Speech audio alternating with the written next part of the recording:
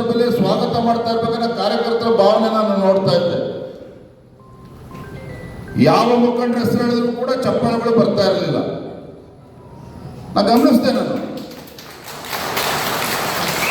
ಅರೆ ನಾನು ಏನ್ ಮಾಡಿದ್ರು ಕೂಡ, ನಾನು ಮುಖಂಡನಾಗಿ ಏನ್ ಮಾಡಿದ್ರು ಕೂಡ ನೀವು ಇನ್ನೂ ಚಪ್ಪಾಳೆ ತಡ್ಕೊಂಡೆ ಕೂರ್ಬೇಕು ಅಂತ ಹೇಳಿದ್ರೆ ನೀವು ಕೂಡ ದ್ರೋಹ ಮಾಡ್ದಂಗೆ. ವೇದಿಕೆ ಮೇಲೆ ಕೂರ್ತಕ್ಕಂಥವ್ರು ಏನೇ ಆಟ ಆಡಿದ್ರು ಕೂಡ ನೀವು ಚಪ್ಪಾಳೆ ತಟ್ಟಿದ್ರಿ ಅಂತ ಹೇಳಿದ್ರೆ ನಾವು ಮಾಡ್ತಕ್ಕಂಥ ಎಲ್ಲದೂ ಸರಿ ಅನ್ನೋ ಭಾವನೆ ನಾವು ಕೂಡ ಇರ್ತೇವೆ ಅಂತೆ.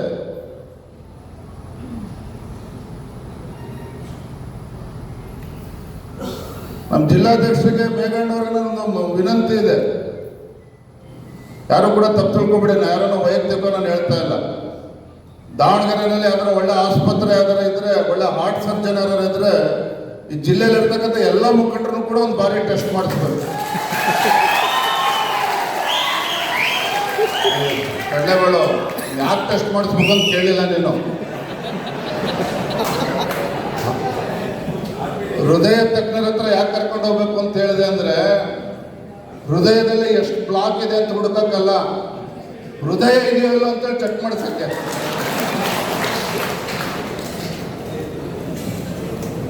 ಇಲ್ಲ, ಖಂಡಿತ ಬೇಸರ ಆಗುತ್ತೆ ನನಗೆ. ನಾನು ಕೂಡ ರಾಜ್ಯದ ಅಧ್ಯಕ್ಷನಾಗಿ ತಿಂಗಳಿಗೆ ಒಂದಿನ 2 ದಿನ ನನ್ನ ಕ್ಷೇತ್ರಕ್ಕೆ ಸಮಯವನ್ನು ಕೊಡ್ತೇನೆ.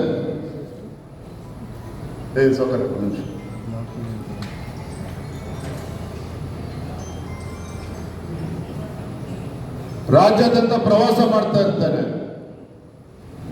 ಕಾರಣ, ಪ್ರಧಾನಮಂತ್ರಿ ನರೇಂದ್ರ ಮೋದಿಜಿಯವರು, ನಡ್ಡಾಜಿಯವರು, ಅಮಿತ್ ಶಾಜಿಯವರು ಈ ಪಕ್ಷದ ಜವಾಬ್ದಾರಿಯನ್ನು ಕೊಟ್ಟಂತ ಸಂದರ್ಭದಲ್ಲಿ ಲಕ್ಷಾಂತರ ಕಾರ್ಯಕರ್ತರು ಇವತ್ತು ನನ್ನ ಬಗ್ಗೆ ವಿಶ್ವಾಸನ ಇಟ್ಕೊಂಡು ರಾಜ್ಯದಲ್ಲಿ ಮುಂದೆ ಪಕ್ಷ ಅಧಿಕಾರಕ್ಕೆ ಬರ್ತದೆ ಅನ್ನುವ ವಿಶ್ವಾಸದಲ್ಲಿ ಇವತ್ತು ಕಾರ್ಯಕರ್ತರು ಕುಳಿತುಕೊಂಡಿದ್ದಾರೆ.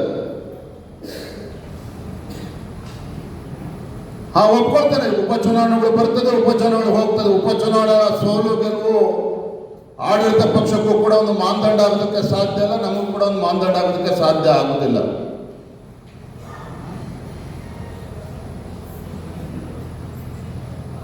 ದಾವಣಗೆರೆ ಉಪಚುನಾವಣೆ ಬಂದಂತ ಸಂದರ್ಭದಲ್ಲಿ ಚುನಾವಣೆ ಘೋಷಣೆ ಆದಾಗ ಭಾರತೀಯ ಜನತಾ ಪಾರ್ಟಿ ಸೋತಾಗಿದೆ ಅಂತೇಳಿ ಆಡಳಿತ ಪಕ್ಷದವರು ಕೂಡ ತೀರ್ಮಾನಕ್ಕೆ ಬಂದಿದ್ರು, ನಮ್ಮ ಕಾರ್ಯಕರ್ತರು ಕೂಡ, ನಮ್ಮ ಮುಖಂಡರು ಕೂಡ ತೀರ್ಮಾನಕ್ಕೆ ಬಂದಿದ್ರು. ಆದ್ರೆ ನಾವೇನೇ ತೀರ್ಮಾನ ಮಾಡಿದ್ರು ಕೂಡ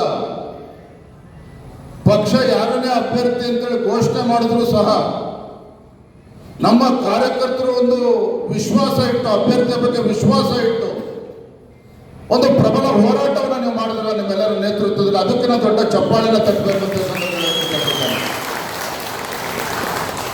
ಕಾಂಗ್ರೆಸ್ನವರು ಓಟಿಗೆ 8,000 ಕೊಟ್ಟರು ಇದಕ್ಕೆ ಚರ್ಚೆ ಮಾಡೋದಕ್ಕೆ ಹೋಗೋದಿಲ್ಲ. ಚುನಾವಣೆಯಲ್ಲಿ ಎಲ್ಲವೂ ಕೂಡ ನಡೀತದೆ. ಆದರೆ ಕಳೆದ ಎಲ್ಲ ವಿಧಾನಸಭಾ ಚುನಾವಣೆಗಿಂತಲೂ ಕೂಡ ಅತಿ ಹೆಚ್ಚು ಮತಗಳನ್ನ ದಾವಣಗೆರೆ ದಕ್ಷಿಣ ವಿಧಾನಸಭಾ ಕ್ಷೇತ್ರದ ಉಪಚುನಾವಣೆಯನ್ನು ಪಡೆದಿದ್ದೇವೆ ಅಂತಕ್ಕಂಥದ್ದು ಕೂಡ ಅಷ್ಟೇ ಸತ್ಯ.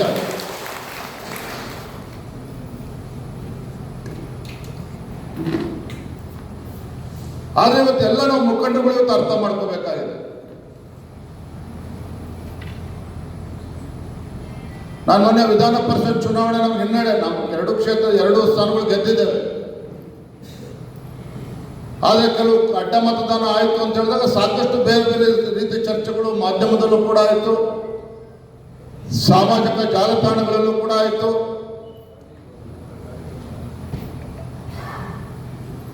ಒಂದು ರೀತಿ ನನ್ನನ್ನು ಅಪರಾಧಿ ಸ್ಥಾನದಲ್ಲಿ ನಿಲ್ಲಿಸ್ತಕ್ಕಂಥ ಷಡ್ಯಂತ್ರಗಳು ಕೂಡ ನಡೆಯಿತು.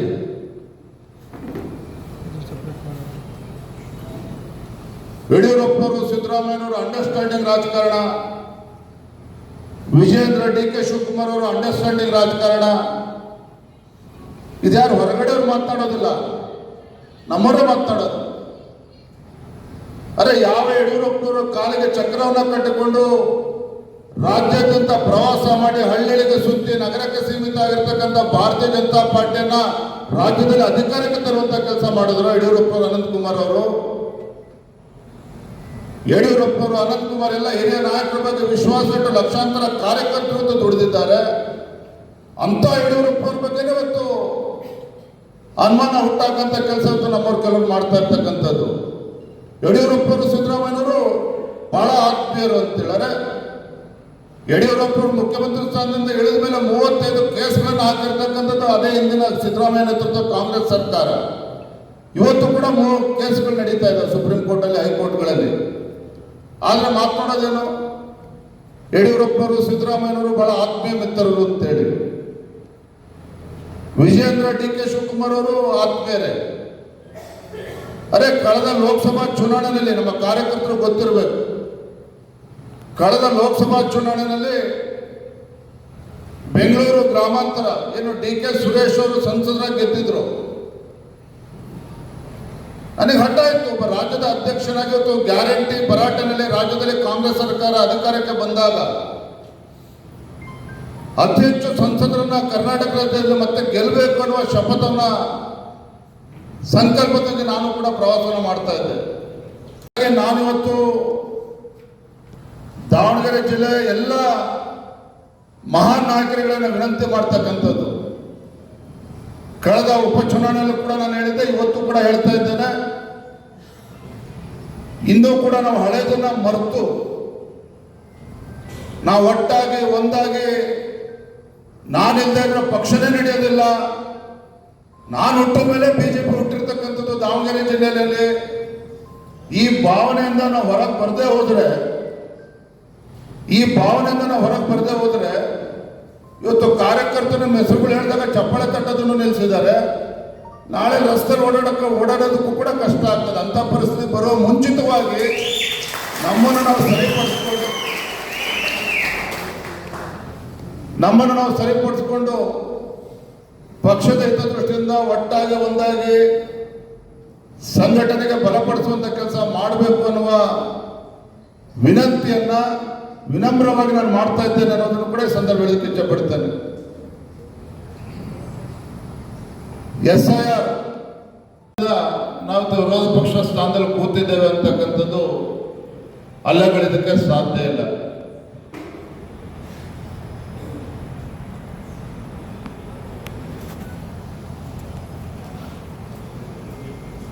ಇವತ್ತೆಲ್ಲೋ ಒಂದು ಕಡೆ ನಾವು ಕೂಡ ಮುಖಂಡರುಗಳು ಇವತ್ತು ಒಗ್ಗಟ್ಟಾಗಿ ಒಂದಾಗಿ ಮುಂದೆ ಸಾಗಬೇಕಾದಂತ ಒಂದು ಅನಿವಾರ್ಯತೆ ಇದೆ. ಒಂದು ಕಡೆ ರಾಜ್ಯದಲ್ಲಿ ಒಂದು ಭ್ರಷ್ಟ, ರೈತ ವಿರೋಧಿ, ಬಡವರ ವಿರೋಧಿ, ಮಹಿಳಾ ವಿರೋಧಿ ಇವತ್ತು ಕಾಂಗ್ರೆಸ್ ಸರ್ಕಾರ, ಹಿಂದೂ ವಿರೋಧಿ ಇವತ್ತು ಕಾಂಗ್ರೆಸ್ ಸರ್ಕಾರ ರಾಜ್ಯದಲ್ಲಿ ಆಡಳಿತ ನಡೆಸ್ತಾ ಇದೆ.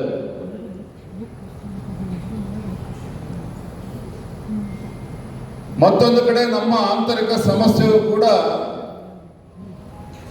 ನಮ್ಮ ಕಾರ್ಯಕರ್ತರ ವಿಶ್ವಾಸ ಬರ್ತಾ ಇಲ್ಲ ಅಂತಕ್ಕಂಥದ್ದು ಕೂಡ ಅಷ್ಟೇ ಸತ್ಯ. ನಾನು ಪತ್ರಿಕಾ ಮಾಧ್ಯಮದ ಸ್ನೇಹಿತರಿಗೆ ಬಹಿರಂಗವಾಗಿ ಮಾತನಾಡ್ತಾ ಇದ್ದೇನೆ. ರಾಜ್ಯದ ಅಧ್ಯಕ್ಷನಾಗಿ ವಿಚಾರವನ್ನು ಹೇಳಿದ್ರೆ ನನಗೆ ಸಂಕೋಚ ಅಂತ ನನಗೇನು ಅನ್ನಿಸ್ತಾ ಇಲ್ಲ.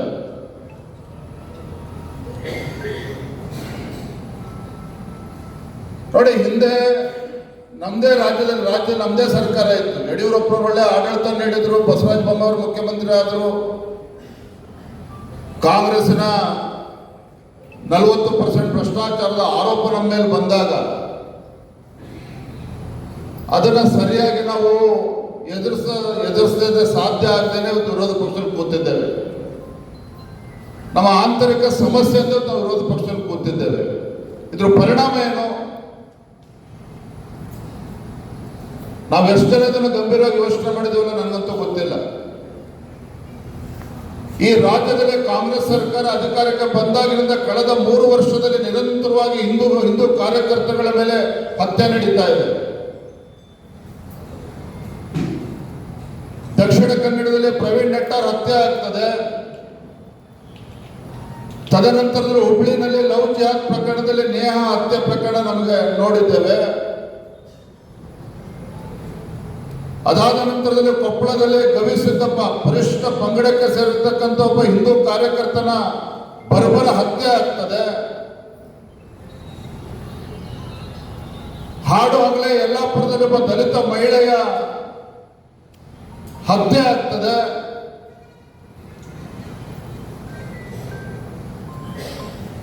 ಮೊನ್ನೆ ಹಾವೇರಿ ಜಿಲ್ಲೆನಲ್ಲಿ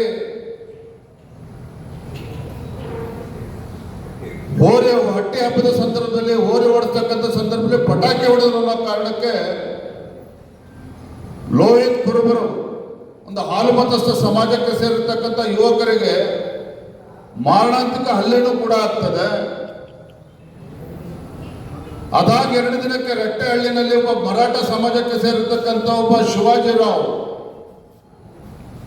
ಮರ್ಮಾಂಗಕ್ಕೆ ಹೊತ್ತು ಕ್ಷುಲ್ಲಕ ಕಾರಣಕ್ಕೆ ಅವನ ಹತ್ಯೆನೂ ಕೂಡ ಆಗ್ತದೆ.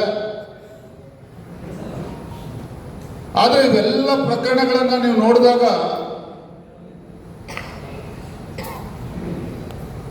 ಈ ಎಲ್ಲ ಪ್ರಕರಣಗಳಲ್ಲಿ ಯಲ್ಲಾಪುರದಲ್ಲಿರ್ಬೋದು, ಕೊಪ್ಪಳದಲ್ಲಿರ್ಬೋದು, ಹಾವೇರಿ ಜಿಲ್ಲೆಯಲ್ಲಿ ನಡೆದಂಥ ಘಟನೆ ಇರ್ಬೋದು, ಮಂಗಳೂರಲ್ಲಿ ನಡೆದಂಥ ಬರ್ಬರ ಹತ್ಯೆ ಇರ್ಬೋದು, ಎಲ್ಲೂ ಕೂಡ ಆಡಳಿತ ಪಕ್ಷದ ಅಥವಾ ಕಾಂಗ್ರೆಸ್ ಸರ್ಕಾರದ ಸಚಿವರು ಎಲ್ಲೂ ಕೂಡ ಹೋಗೋದಿಲ್ಲ.